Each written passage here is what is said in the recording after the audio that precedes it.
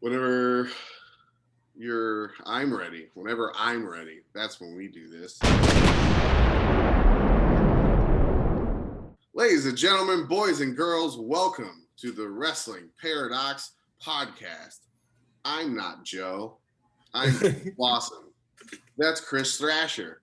And we're bringing you a little bit of a different side of the Wrestling Paradox Podcast, a little different insight, and maybe some throwback stuff. And we got some cool stuff planned. So join us for the ride. And Joe's going to be down and out for a little bit. He's got T's and P's going to him. He's got a little health issue going on. So, but we'll feeling good.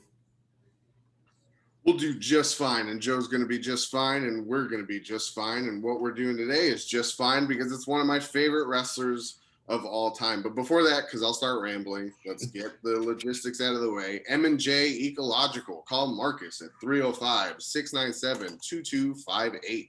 It'll get rid of your iguanas, pests, anything that's bugging you in your backyard. Oh, let's play on words. Did you like that, Chris? And also don't forget to visit CCW Wrestling on Twitter, CCWFL, and on Facebook at Coastal Championship Wrestling. Subscribe, like, all that good stuff. We definitely need it. And we're on Spotify. Find us on Spotify. We are on Spotify at Wrestling Paradox Podcast. Search. I believe the La Brava episode is up. Dustin Credible is up. Was just an incredible episode. If you listen to both, and I still think I thought Jackal was one of our good episodes because it was just funny and hilarious. But this La Brava one was very, very it just flowed. Yeah, no, it was the questions were good, and she's very she has a good mind for what her and Controversial are doing, and what just generally what's going on, and she's cool, and I have a little bit of a. Spent a cup of coffee in the CCW locker room here and there, and I've talked with them, and they're really cool. I think they're great workers too, and they put together some really cool stuff. So that was a cool episode. Jackals was definitely a Jackal Stevens episode. Yeah. Basically what I expected from Jackal. That's what I expected. That one can't go on Spotify. It has to be a visual. Yeah, you can't. You're just that is true. It will just sound like an interview that's just not going correctly. Right. But right. You see it, it's going correctly. It's going just as planned. Yes. So sick. Well, Chris, do you want to tell them about our topic today? Yeah, definitely. Slawson and I are really minds of old wrestling and and documentaries and shit like that. So we've grown accustomed to watching Dark Side of the Ring, and we wanted to give our synopsis of it, our reaction to it through a fan's eyes. So tonight we're going to touch on, I think, one of the best episodes that they've done, and it's the Owen Hart. Yeah, and Owen Hart is just dude. Owen's up there. I mean, my favorite wrestler is Terry Funk, but I think second place is a constant battle between Owen Hart and Chris Jericho. But Owen Hart is my it's great too, because every time I think of Owen Hart, I only really think of the first time. My family watched wrestling growing up, a lot of old school FCW fans in my family. We grew up in Florida, so and I would watch it here and there, and I was into it. But the first time I really if I think back to where I was just sitting there and I just wanted to watch wrestling, I turned on Raw. I was flipping back and forth between Raw and Nitro, and Owen Hart was it was the King of Hearts kind of thing. Mm-hmm. And I was just mesmerized by that. There was another part of the episode that had Undertaker on it, and I was always a WCW kid, so that was the first time I really got, I think, both sides, both because at the time WCW is still sports which is why I liked it. Mm-hmm. And WWF was still very lights, the production value, and I like both of them. Mm-hmm. And I think Owen Hart changed my perspective on wrestling. I started watching both more, and I just watched more wrestling, all because of Owen Hart. Yeah, I think once he dropped that gimmick from the 80s and 90s where he was with Coco Beware and everything like that. I liked what he wore, though. Yeah, I liked what he wore. I liked about that gimmick. But once he dropped it, I think his career just skyrocketed. Yeah. Because it was just it was so natural to go into a tag team with his brother and then turn on his brother, which is like one of the greatest feuds. Like it has to be like that. The cage match, the going back and forth, anything family related is always really good. But do you think it's interesting that you said that it took his career off? Do you think it was because he got with Brett, or was because Brett was looked at as more legit, and now that Owen was kind of dressing like him, keeping up with him? I think I can see it both sides. Actually, from like a triangle, from the three sides. I think the Coco Beware tag team was holding him back because Coco was at a certain age and Owen was still young. So he couldn't, if Coco's the bigger name, you're not going to have him go higher, so to speak. I think it's a double-edged sword when it comes to the Brett comparison because Brett is Brett, but Owen's the better wrestler, but he would never be better than Brett. You know, and I never understood that. I always looked at it as, and we're going off maybe a little too much on other stuff, but who cares? I always thought that Owen was better than Brett, and Owen was the better talker too. So it was always like people always talk that the one thing that held Bret Hart back just even the tiniest bit was that he wasn't a good talker in a time when he needed to be. But Owen was the better talker, and once he was there, like I never understood. Like in a different world, I guess, in my world, that feud that culminates with them fighting with each other, that would shoot, that would be like Owen's push to me. Right. But I also look at it as because I'm a huge Kurt Hennig fan, and he falls under that same category where he never had a world title. But it's because they always say that they didn't need it. Like, and you know, like Owen had the slammies and all that funny stuff. Like, yeah, I think it was always odd to me that he wasn't pushed. Yeah, I mean, they gave him the IC, they gave him the European, and I believe they gave him the light heavyweight and the tag teams.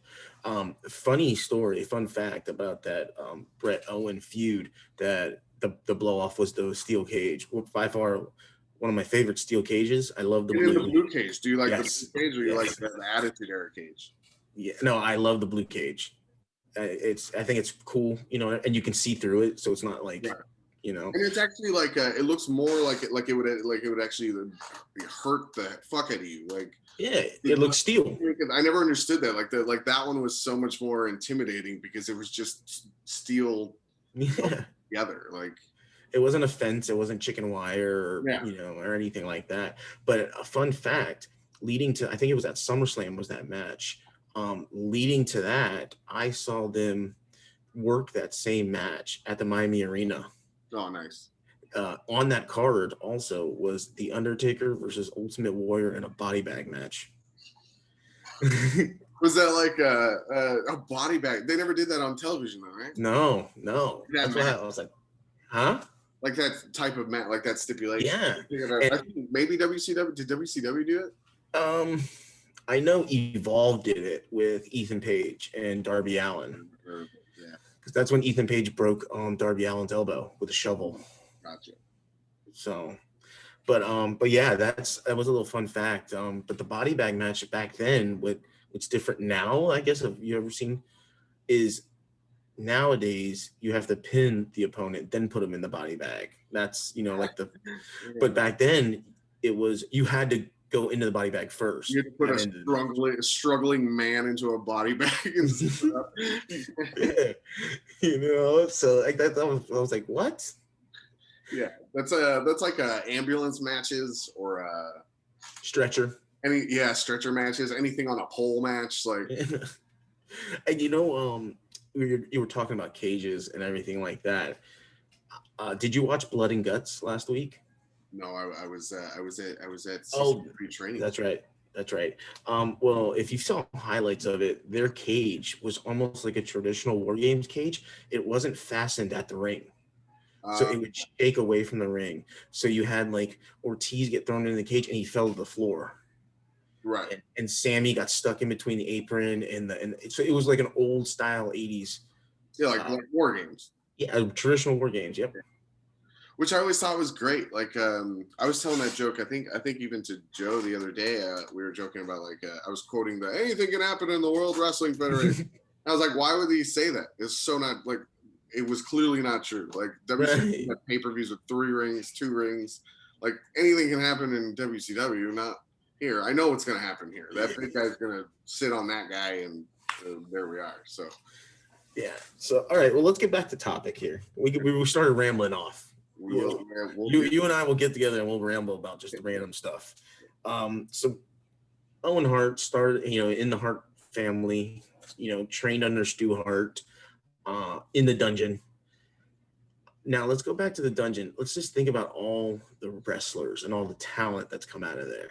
Yeah. Like that is a performance center dojo before it was even a thing. Yeah, they were ahead of their time. Stu Hart had a vision. You know what I think is the really like the obvious strong suit, but it's just I don't know. I think those guys came out because you mentioned the names. Like I believe Benoit went through there for a second. Jericho, Lance Storm. Did Lance Storm go? Lance Storm went through there. And somebody else that Jericho just saved went through there. British Bulldog went through there. Yeah. Jim the Anvil Neidhart. Basically all the daughters' husbands went through there. Yeah. Yeah. Dude, the thing is with that is the dungeon always fascinates me because you had Stu Hart that was just like a grappler. So like he was just the famous things you hear of them getting stretched, and all those guys, the people we just listed can work technical matches, have had obvious like great classic matches. Everybody on that list has had one greatest match of all time at some point. So, but the thing that always is like, where did those personalities, because all those guys were also like talkers. They weren't like just silent guys. They were in main storylines, and they could carry a scene, so to speak, like whether in pre-tapes or carry the story in a match. Did Stu Hart do that? Was Stu Hart like the super animated, like? I mean, no, he was almost like the Canadian version of like Vern Gagne. Yeah. It's always cool to me that like these guys were so animated, and they trained there, and then they just learned it on like they learned their own. It's weird. And you want to know what's upsetting is like the one that had the most charisma had the most out of ring problems, and that was Jim the Anvil Neidhart. Yeah. I mean, if he can just like wrestled in his demons, so to speak, I think he would have gone further in the WWE.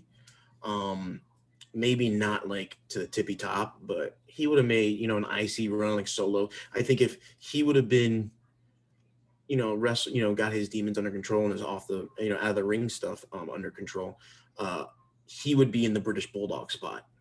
Oh, for sure. I also think British Bulldog got like, because like you look at the Hearts as you see it, like the Hearts on television in WWF, because there's a bunch more, but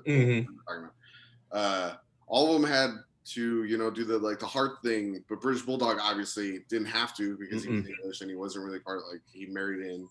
But the Anvil, I felt like that was something that they should have did for him. Like I feel like the Anvil was just like the it's like you have like how they have, say, tag teams, like there's always a Marty Jannetty, there's always a Shawn Michaels, which is like usually the analogy.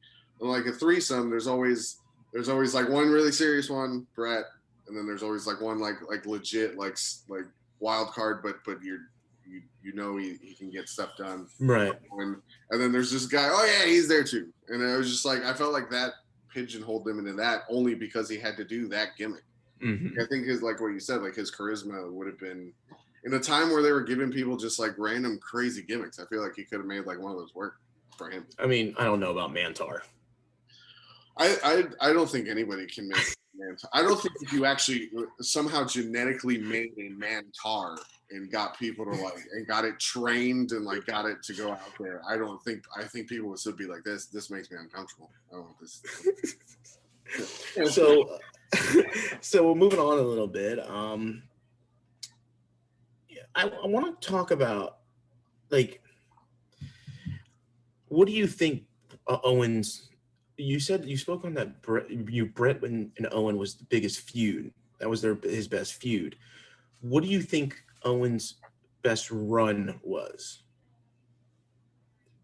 Oh, because it's gotta be a tag one, right? Because that was when he was like at the height. They were on all the big shows, and that gimmick was really over with him and Yoko, and Mm-hmm. I love that. That was really good. That was definitely because like if you look at runs, like you have to think title runs, and there's not really like I think his tag run was the most memorable. But then, if you also remember, he had the tag belts, and he also had, or was it the IC title or the European title at the Yeah, same yeah, time? So they were kind of like, there's a part in a '97 Raw episode where he's coming out and he has the European belt and the IC, and like he comes out with the tag belts and he's got all the slammies, and he's yeah, sitting on the ramp, and they cut to him at the perfect time, and the camera's right next to him, and he looks over, he goes, "We're winners!" And it just made me pop every time. I love Owen's like simple like phrases like he would just yell. It's so good. yeah. Also, I know we're jumping around, but this episode really, what I like about Dark Side of the Ring is it goes in depth, and it goes in depth past just the wrestler. It goes into the person's life. Um, they did it with Brian Pillman last week on, he could live the gimmick, but outside of it, he's a real person. And even though he had, committed adultery, and everything like that, and he had all those kids, he still loved the kids. Everything what he did was for the kids. And Owen was like, this happened 30 years ago, and Owen was the same way. Yeah. Owen put his kids first, before anything. Ultimately, this could have been the demise. That's what they were talking about on this episode. That he was looking to spend more time, at home and everything like that. But there's a true testament to the character of Owen Hart.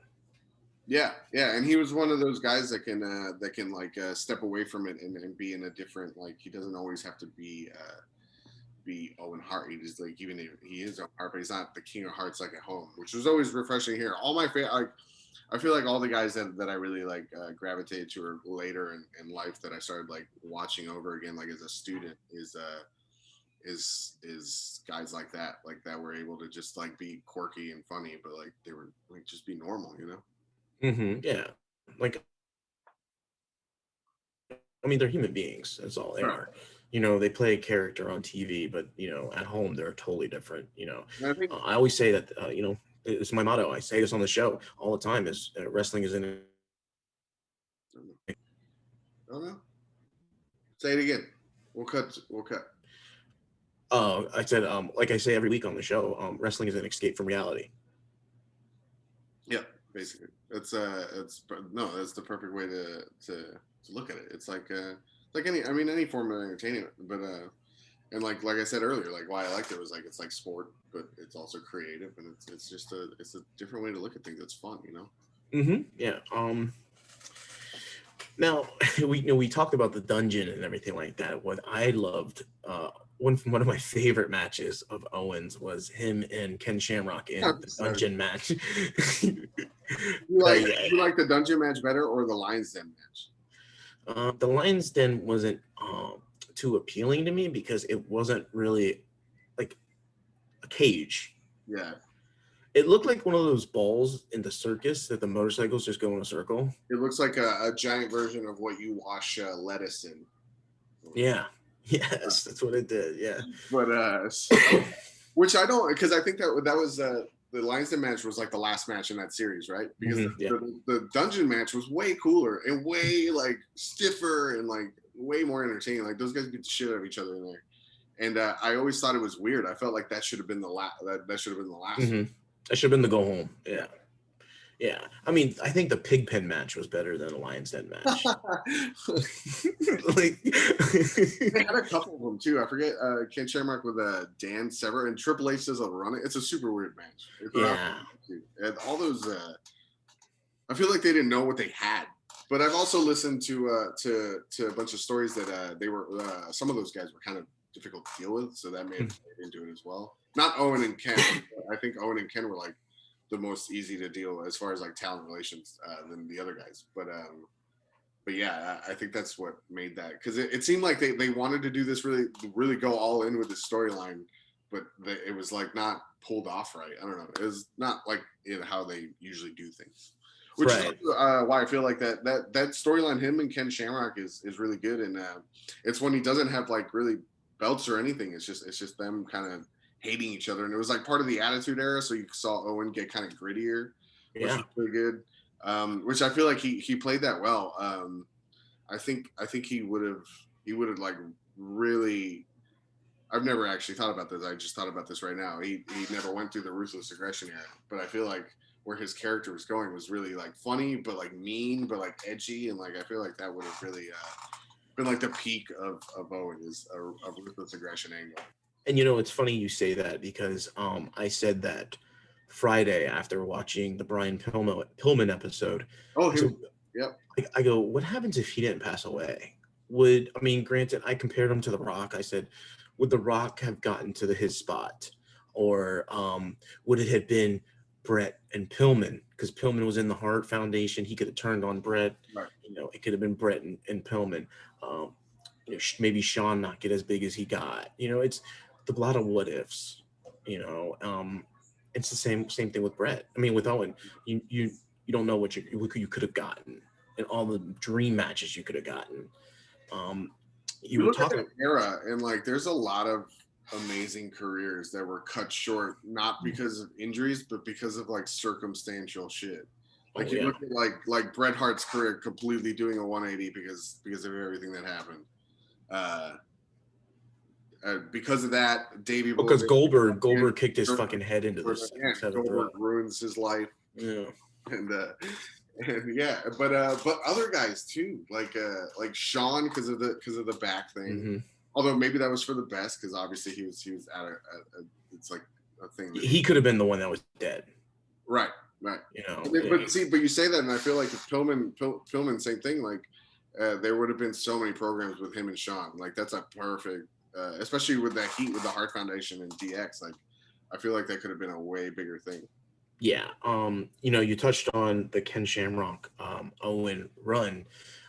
That was around the same time that Stone Cold and Owen had their run and the Stinger incident. Yeah. And I loved how WWF took that and it didn't keep it in-house, and they ran a story off of that. Yeah, I broke Austin's neck. Mm-hmm. Owen 316. So I love those shit. Yeah, they just grew off of that, and I think that's what Austin was going up, but he skyrocketed after that. Yeah, which is crazy because he had to like. Well, see, that's another one that's not really thought about as like being cut short because he still had like a run. But if you really watch TV and stuff like that, he's not there as much after like 99 or 2000. He's really not there. But yes, I feel like Pillman would have had that. I feel like Owen could have had a title run. Same thing, like Ruthless Aggression era, like WrestleMania 17 timeline ish. I feel like there could have been. Imagine the amount of like contenders for like a world championship match in 2001 if all those guys were still alive. You have Pillman versus Angle. You have Owen versus Angle. You have something like this. And Owen actually wrestles Angle on I think they did like a house show or a dark match. I think it was a Sunday Night Heat. I just saw the picture. Yeah. I just saw the picture on Twitter the other day. But you say, you know, you mentioned Angle, you know, everything. Can you imagine Brian Pillman against Chris Benoit in their primes? Yeah. Owen and Benoit. Owen and Benoit, dude. Yeah. And Owen could have did a bunch of crazy matches with them because I mean, and Owen and Chris Jericho, all those possibilities. Yeah. So I want to get your thoughts on what do you think Owen's mindset was going through the Montreal screw job? You know, he was put in a tough predicament. Yeah, I feel like he's the way people describe him. I feel like he was that personality type that just wanted both sides to be happy. So like he was always just kind of like just complacent with it. And also I think there was that, and I think that was like in the same timeline as what happened with Austin at SummerSlam. So I think he would because you hear those stories that Owen never called Steve, and they were like really good friends, and that kind of ruined it. And I feel like Owen's the kind of guy that would take that to heart, kind of. And then you mount on like the screw job thing. I think he was just he was just like kind of going through the motions sometimes. I feel like he still really loved it, but I feel like he started seeing that there were like it was making things happen in his life that are not worth it, you know? Right. It almost gives him like a angel and devil on the shoulder. It's like the angel is, oh my gosh, they screwed my brother over. I have to follow him. The devil is, no, I don't have to follow him in going his wrestling career. I can make my own path. Now he's not in front of me. Yeah. And I feel like he wanted to do both, but again, the way his personality seemed, it seemed like that would have hurt his feelings, just him doing that. Like he probably would have like put some sort of burden just on himself because he was doing a solo's career, and Brett was out for a second, and all the stuff that was happening with the family, and then on top of his like friendship with Steve, and he had the, you know, he was one of those guys like you hear about Bret Hart, you hear about Kurt Hennig, and you hear about Owen Hart being safe and so safe in the ring. Mm-hmm.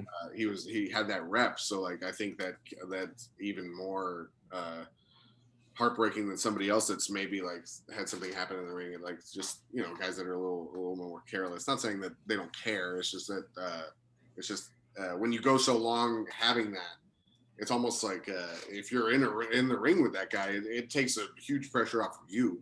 Right. Because you know that you're going to communicate, you're going to take care of each other. So it's, dude, all that is a big deal in locker rooms. And I can only imagine in the locker room that people say was so cutthroat back then. Like that's, yeah. Yeah. It's, you know,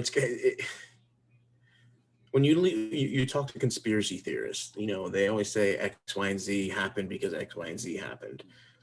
Do you think, granted, could have been a couple of years before, do you think the Stinger for Stunner incident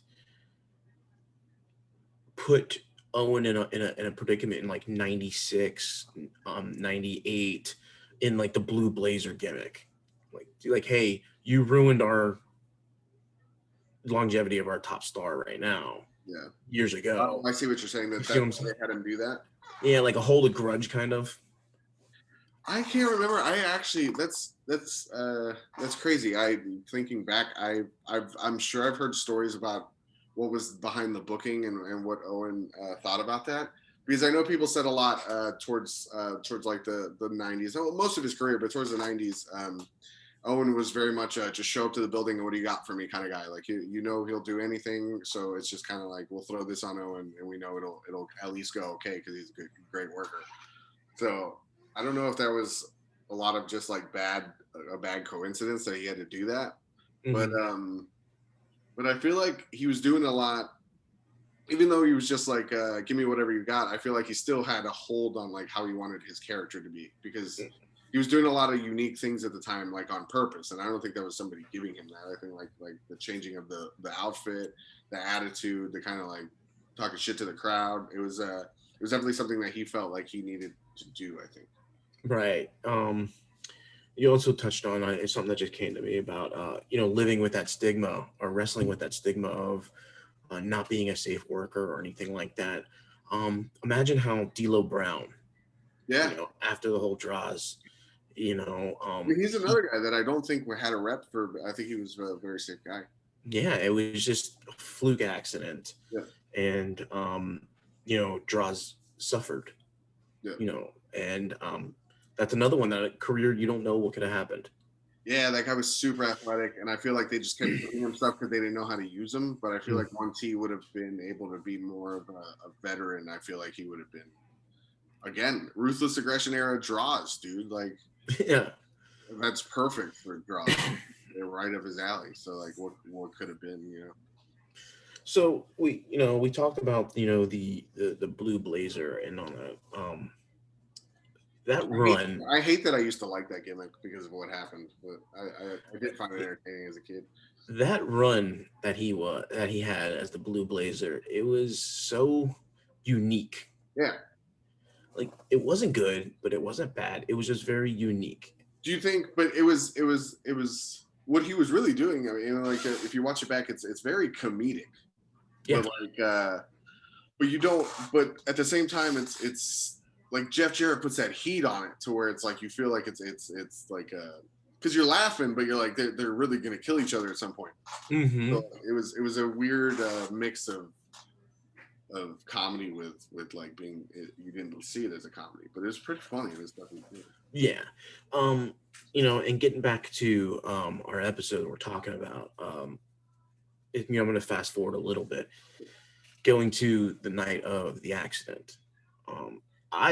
Me personally, I've never seen any pictures or any documentation of the equipment that was being used, or anything along those lines. And his wife Martha touched on that they used a different kind of clip than what they're supposed to, everything like that. So in this episode, it was very eye-opening because you never saw that. Right. Yeah, they don't go into the actual logistics of it. And I also recently heard some other outlets for wrestling that have gone into like the details of it. They were like supposedly supposed to get Sting's guy from WCW, but it was a different person. It was a different company, and it was that clip was like not foolproof. Like it wasn't like for what they were doing, they shouldn't have used that clip. And he could have like they literally told him like if you even nudge it, like it might pop off. Like I don't understand why they would even. Well, let's not do that. Like JR had I listened to JR's podcast about it, and he had the like I just couldn't find an argument around it. He was like, why did we do that? What was needed? Were the fans asking for that? Were like, why did we even do that? Especially when you just did 2 years ago, Shawn Michaels coming from the rafters, on a zip line. Like, like why? Like, what was the like? What even like when you hear about what they had planned, it's like, who cares, dude? Well, really? Like, I would have rather you just came out to the ring and did something like. Yeah, JR was just like underneath the ring. Yeah. They do the underneath the ring all the time. They were doing stuff like that. They were doing like the mass switches and who is it and stuff like that. So like I don't get why he had to do that. But and I don't think he felt comfortable. Like people, I think after that, like the rig being different and all that stuff, like I don't think he felt comfortable doing it, which really sucks because that even more proof that he was that personality type where you're just like, well, I'll just get through it. Yeah, and what's fascinating to me is Jim Cornette speaking about the incident, and how much I love Jim Cornette, but watching him get emotional about it, and that people were saying in the front row that they can hear Owen falling and yelling "move" to get out of the way. He knows that his life is going to end or his career is over. He wants to save other people's lives. Yeah, the ref was like heard that, and then he like fell behind him. Yeah. And then you talk about the stigma of being safe in the ring, and in that mindset that you have to go in, after, like, can you imagine the people that were in the ring when that happened, when Owen, the people, just the ref, I think King ran over there, and the King was like, he's gone, but yeah. And then they had to keep the show going. Yeah. Nuts. And you definitely, like, obviously they because I have recently in the past couple of years I was rewatching TV, like lining it up together, Nitro and Raw from '97 on, and I got to that part of the year, and I watched the pay-per-view. Obviously they cut, obviously. Oh yeah. But dude, you could definitely tell like there's it's a huge like shift in because they had like three huge, like it was like right before the main event, so all the main events had to, and nobody wanted to go on and all that stuff. Yeah. Right. Yeah. It's, well, how can you? Yeah. It's but oh, sorry, I caught a sword, little frog in the throat there. And it's the family atmosphere after that has to be. It's not there. Like the mentality of, with the way Martha picked up everything and the way she's portrayed in this episode was kind of weird and off-putting to me. She was like portrayed as like the snobby bitch. Right. Like she was like, wrestling ruined, it ruined her life. Yeah, it did. Like, and that, like, another thing, like I was talking about is you never got her side of the incident. And when she started pulling out documents and the pictures and everything like that, it was almost like breaking the fourth wall down. Yeah. And you just didn't see that. And you can see from the stories from the WWF standpoint and then her standpoint, how they just didn't line up. Right. No, they were trying to, and it's funny that we were debating on talking about Brian Pillman as well, and we brought it up a couple times, but we will have that episode for you guys. But it's almost like the same thing because you went through the same thing where they put his wife on TV, and she was also part of sketches. Like it's always, I've always cringed at moments like that. Like I never, even as a kid, I felt bad that wives or like sisters or anything like that, if it's a shoot, like if it was just a cast thing, but I'm talking about like families being brought in, because it is a very different environment, and it is a very it's a production environment, so they want to get the best out of what they can get, and it's very it becomes a very selfish environment, which sucks. Like, and I think that speaks to the point you're trying to make, is how they painted her to be like, oh, why is she so mad? Like, she should be like, right, 100%. Yeah. You know, and you were talking about the Brian Pillman and his wife's interview and everything like that. And, you know, there's always the saying in wrestling, what is it? Shoot the work, don't work to shoot. Yeah. That was a real shoot emotion that his wife was given. And it was just a day after, you know, her husband died. And you talk about I know we're going to talk, we're going to jump ahead. Where this is a snippet of the Brian Pillman episode, but Vince asked her, "Is there any questions you want me to stay away from?" And she said, "Don't talk about drugs." And it's the first question that he asked. Yeah. You know, and again, that shows you the selfish side of it, because he wants that reaction, and he also, that was always like a two-edged sword or double-edged sword back in those days, because the news was so ready to jump on wrestling for any little thing like that. So like he was trying to just go like, dude, this is not, we didn't give him, like, I get why he was doing it. Mm-hmm. There's always other ways to do it. And I feel like for what, dude? For wrestling fans to remember that? Like, why do I need to remember that? Right. The same thing with Owen, dude. Like, why? Like, it's been 20 years. I don't need that. I have plenty of great wrestling memories. I don't go, oh, I remember when Brian Pillman's fucking poor wife was interviewed. Or like when Owen, my favorite wrestler, like, yeah. Why do I need that? Why, like, it's so, like, why go that? Dude, there's no need for that. Yeah, and with Martha, I think it's she's just not misunderstood. She's just not understood because of the fact that she's going up against a conglomerate. She's going up against a billionaire, you know, and she can have all the evidence in the world, and she's not going to win anything. Yeah. And I love how her son and herself, they're so pulled back from the wrestling world. Yeah. You know, I mean, a lot of that family now for obvious reasons, but yeah, it's I mean, I like that, because for her, like, I feel like if her kid wanted to like try wrestling shit, that would just absolutely ruin like because you hear stories about like Stu Hart's wife, like Helen Hart, right? Yeah. That she never liked wrestling. No. Imagine having all of your kids and like, dude, look at this like Kennedy-esque family of wrestlers. It's just like, dude, like, to be in that situation sucks. Like, I mean, who had the worst luck when it comes to wrestling family and deaths? Von Erichs or the Harts? The Von Erichs will win that one. Yeah. I mean, but it's close. It's damn near close. You know, I think, was it Bruce Hart passed away at a fairly young age. Owen, Jim, Davey Boy, you know, just that whole, and Brett's not all there. You know, I'm not saying he's dead, but he's not all there. Do you think that's because that's Goldberg induced, or is that? I think it's part of it. I mean, I'm not a Conrad theorist, but oh yeah. Well, I mean, rightfully so. Like, I mean, he's making money to hurt people. Yeah, and I mean, Bret Hart takes that kick, and then he continues to wrestle. Yeah, with a major concussion. Or even ruthless aggression, Bret Hart, dude.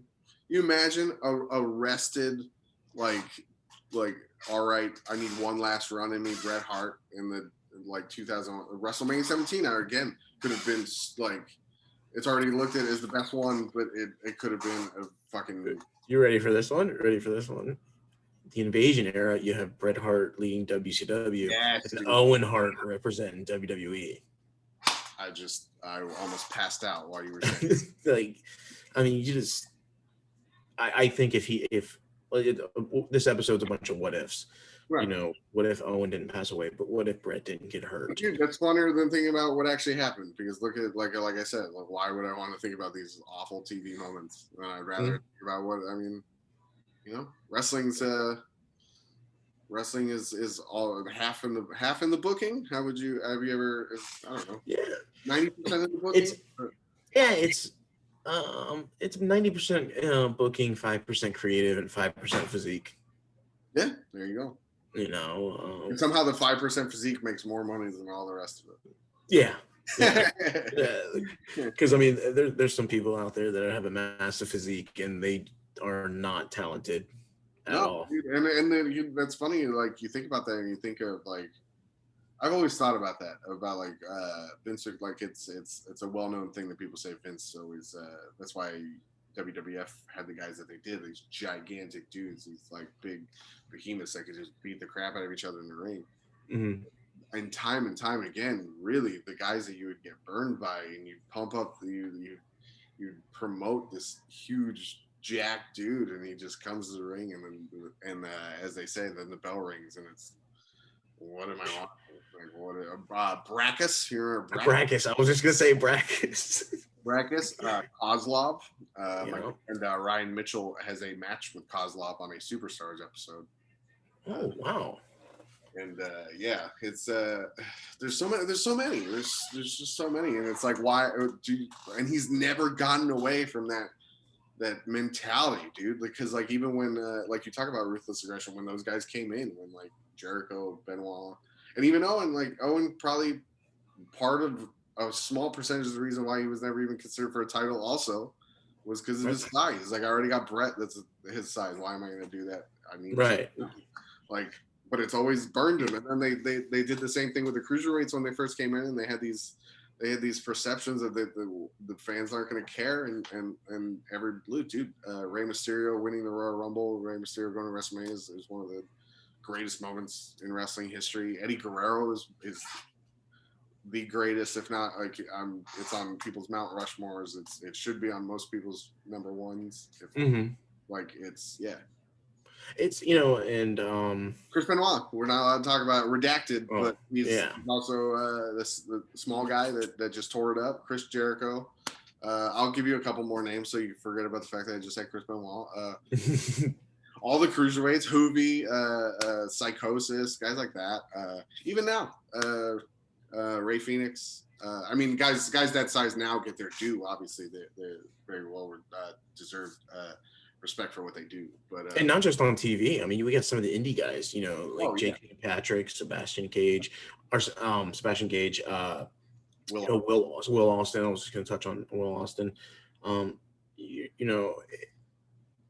I don't think the size mattered too much when it came to the WCW invasion, because the first WCW match when the bell rang, that was the end of WCW. Oh yeah, you knew they weren't going to get. I mean, they had to for obvious reasons. So like, it wasn't always one of. It was a very predictable angle. Mm-hmm. I think in the way they did it with like making WWF guys go kind of mix it up was helpful. But again, I think people would look back on it a lot more fondly if a lot more names that we mentioned were still around. All right. So wrapping up the show, give me your reaction and overall rating of this episode of the Owen Hart Dark Side of the Ring. We got 1 to 10. What are we doing? You can do a number scale and a quick overview of what you thought of the show. I think I'll do 1 out of 5. I'm going to give it the top rating anyway. 5. Literally, the only other episode that I really, really like was, I mean, I like all of them, but that I like this much was the Von Erichsen Owen Hart. but the Owen Hart episode, I watch these things because they're not attached to the company, so they can go into depth. They're not going to insult my intelligence and cut it out just because they don't want to just talk about it. Like I love the full disclosure. Let me see this. Let me see both sides. I love that they gave it, even though they painted Martha in a light that obviously documentaries sometimes do. But I love that she was there. I don't care. I can form my own opinion anyway, whether you paint her like a dick or not. I Right. have my side of it. So I think it was great that she got her to say her piece and be mad about it. Like don't smile at me and show me these photos. Like, yeah, dude, it sucks. It didn't have to happen. Right. I think my overview on it obviously is a 5. But the credit has to go to the producers of this show. Every episode has gone so in depth. You talk about the Von Erichs. They got the Bruiser Brody, the death of Gino Hernandez. New Jack. They had to dig and research and everything like that, and everything they put out and everything they edit together, it flows so well. And this episode has no exception. It is, I mean, perfectly timelined, perfectly written, perfectly narrated, just everything. And like you said, you don't get that in most documentaries. You don't get that when it's tied to a company. It's like weird. It's like Yeah. even most ones that aren't attached to the company anyway. Like they don't. It's like they pick and choose. It's like almost like watching wrestling like a wrestling book documentary. Like, tell me what is happening. And like I said, like you talked about the Dark Side of the Ring producers. I think, I mean, you could tell when they're painting people in certain lights, and they have to do that. Being from a production background, I understand that, and people need to make their own opinions. But they do a great job of like showing you, and not shitty reenactments. The thing I love about the show so much is the creative way that they do the reenactments, because it's not obvious. It's obviously not the person, but it's lit cool and it's different and it's not cheesy, and like it's 100% better of a way for a wrestling fan to watch a documentary. Yeah. Right. And that's the last thing, and I just thought about it. Have you seen any of the new A&E documentaries? I watched the Stone Cold one, and I believe what were the other ones? Macho Man. I watched the Macho Man one. Yeah. I like that. Now, how do you compare the Macho Man Dark Side of the Ring to the A&E? I thought the Macho Man Dark Side, the A&E did the thing where it was a little lighter hearted. It didn't go as deep. I felt like Dark Side of the Ring obviously had a responsibility to go into the Miss Elizabeth thing, because that's the elephant in the room, and the stuff that you don't really hear about Macho Man, because he's such colorful, fun, and he's such a great part of everyone's childhood. Like multiple generations. I mean, even if you grew up in the 2000s, you know who Macho Man is. So like, he had a rap album. He had a rap album. He had 3 minutes of playtime. Man, and yeah, dude. So like, Macho Man, but like he was a person. He was he had something going on. But yeah. So I like that they did that, and I felt like the A&E one was more WWE produced, where I'm watching fun Macho Man, like the journey of his career, basically. Right. There's nothing wrong with that, but I'm a grown man. I'm not a kid anymore. I don't need to buy a Macho Man toy. I just want to hear the story. No, for sure. Well, that's a wrap. It's a wrap, dude. But we have to figure out something else to do for the ending, because you're not going to say something stupid. I don't say something stupid. What can we do? I don't know. Do you just want to say something stupid?